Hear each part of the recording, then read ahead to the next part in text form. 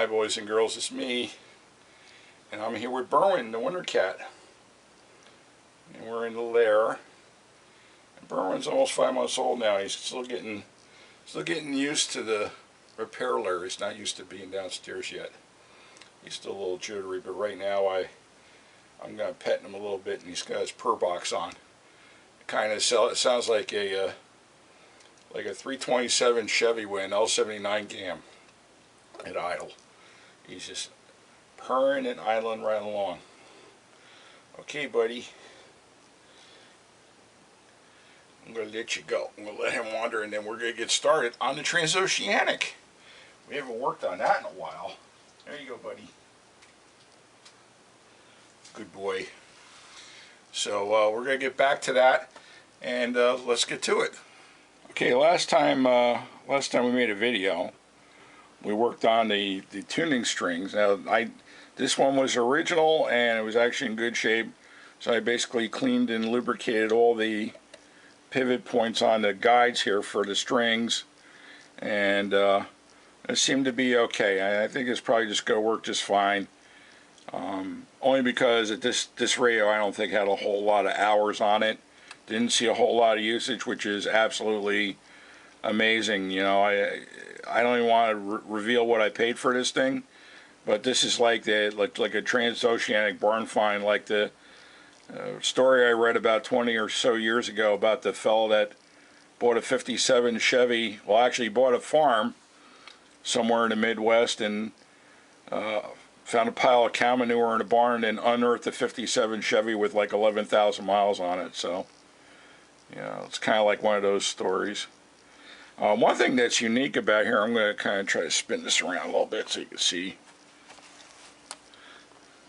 This is another unique thing here with this radio too, if you're shopping around for one of these, if you haven't already got one. This is the 50A1 ballast tube, and this is unique to the 600 series radios. And you might be thinking, well, geez, you know, they had the G500 and the H500, and that had miniature tubes, and there was no ballast tube on that, so why did Zenith want to put one on here? And I'm guessing that, I don't know for sure, it's purely speculation on my part, and please feel free to comment if you actually know the answer to this, but my speculative answer is that by putting this ballast tube in here, it's acting as a current limiter in case there's a surge, and to protect the other tubes, especially here the 1L6. Which is, here, let me get I don't have my pointer, oh no! Try to preserve this 1L6 tube right here.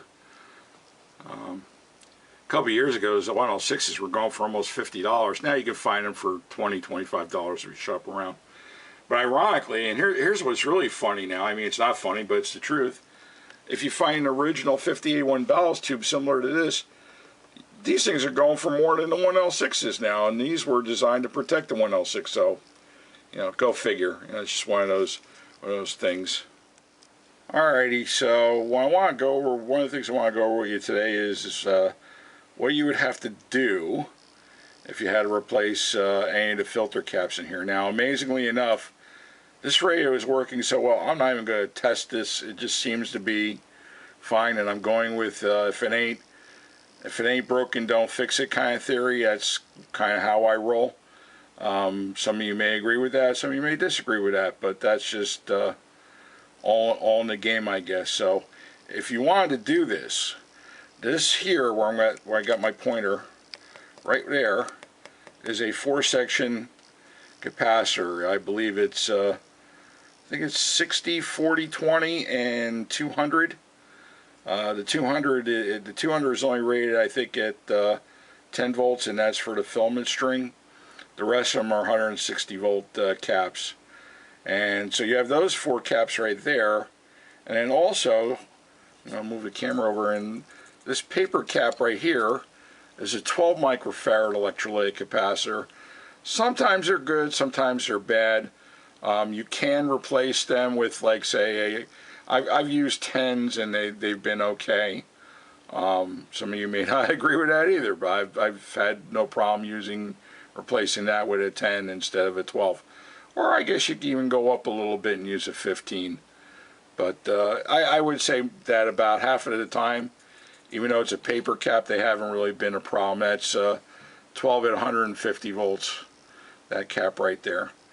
So what do you do next? How do you check this out and make sure they're working okay?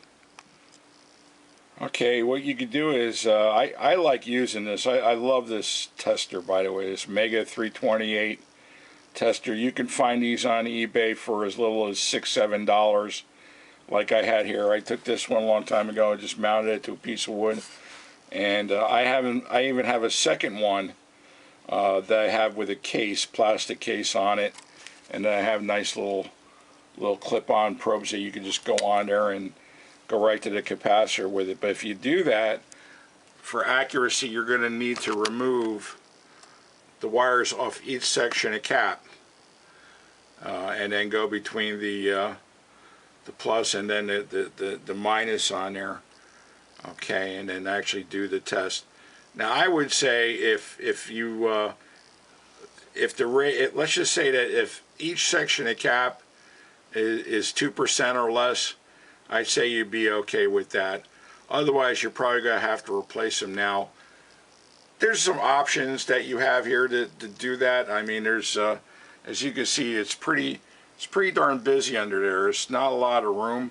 It's actually even more harder. I think it's even harder on the H500 and the G500 series of radios, because there's just not a lot of real estate in there.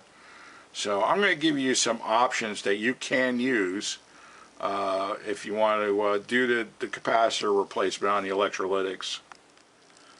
Okay, option one would be replacing capacitors and tying them back in right where the old one is, and that's kind of a pain in the neck. I mean, you can even take the wires off of that and pull the old one out and then just tie new ones in its place right there.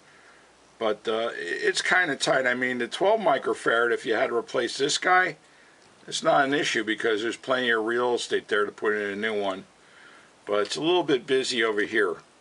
So one option would be, because yeah, and here's like just for an example, here's a, I would probably take like this one here. This is a 68 and put it in place of the 60, and yeah, it could get a little crowded and busy over here. So what I would recommend is, I mean, you could do it that way, but it's just very contortional, is to go over to where your selenium rectifier is, and it doesn't matter if you replace it or not. Actually, if you did replace this with a diode, you probably have a little more space to work with. And then you can use tie points. And I love tie points. I got a couple of these. K2RMS fell into a bunch of these, and he gave me some. And you could just put, like where the head of this bolt is, go right over that hole, flip this guy over, and there you go. Now you got a nice place to tie in all your capacitors. And you can just run all your wiring to here with the new capacitor, and then or just run wires off the capacitors, tie in the capacitors here, and run wires to where the wires were on the other one. And makes for a nice and neater installation. So there's a couple options right there. Okay, there's a third option I was going to mention. There's an eBay seller in Texas. I don't remember where the seller name is off the top of my head. And he makes this pretty clever. Basically, they're all the filter capacitors, and you can even have the selenium rectifier, I think, on there as well. And they call them the filter packs. And it's just specifically made for transoceanic. I think he sells them for like $30. So I just went to look on the web to see if he had any. Apparently, I think he's sold out at the moment, so hopefully he has some more of those. That's another option. Or you could put the individual ones on like I have here, and you could probably do all of them for less than $10, so, you know, including the price of the strip. So, anyway, hopefully that'll help you out. The other thing I would probably do is that, as like you hear, let me show you on the radio.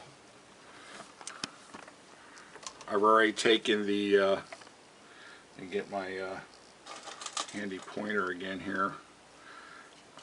You see I've already replaced these two .047 caps here with some modern ones.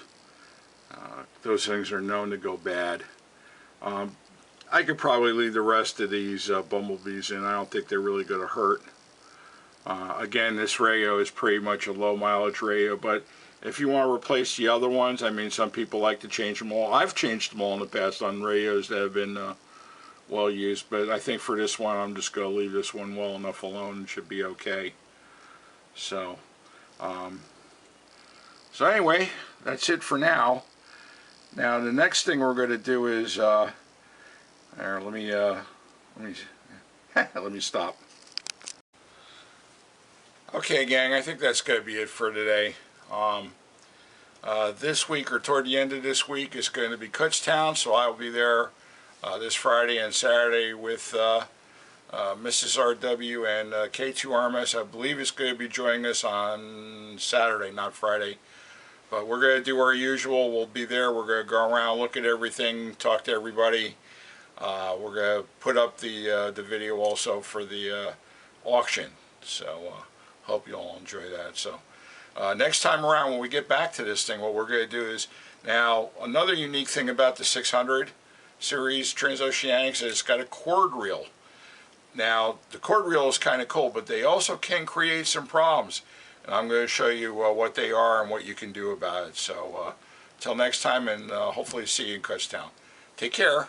Bye.